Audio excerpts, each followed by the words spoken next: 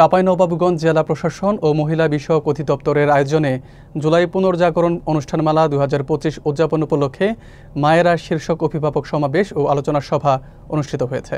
বিস্তারিত থাকছে সেতাউর রহমানের তথ্যচিত্রে। আজ শনিবার সকাল 10টায় জেলা প্রশাসকের সম্মেলন কক্ষে এই আয়োজন অনুষ্ঠিত হয়।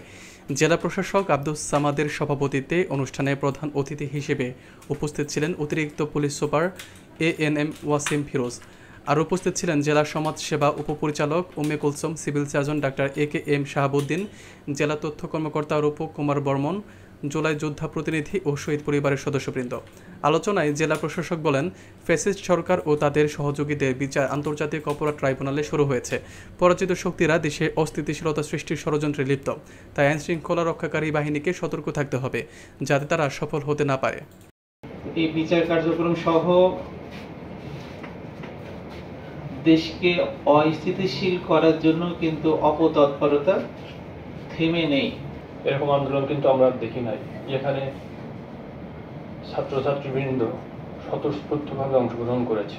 আমি আমার বক্তব্যের শুরুতেই বার্তাও নিয়ে আসছি হচ্ছে যারা হচ্ছে আন্দোলনে তাদেরকে আমাদের মেয়েরা বা আমরা সর্বপ্রথম বলতে চলে যাও, মানে এমন পর্যায়ে চলে আসছিল।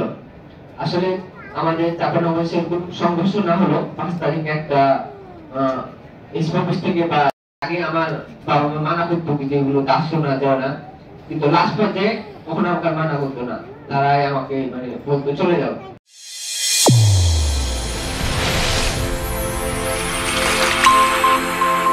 চ্যানেল A1 হৃদয়ের স্পন্দন।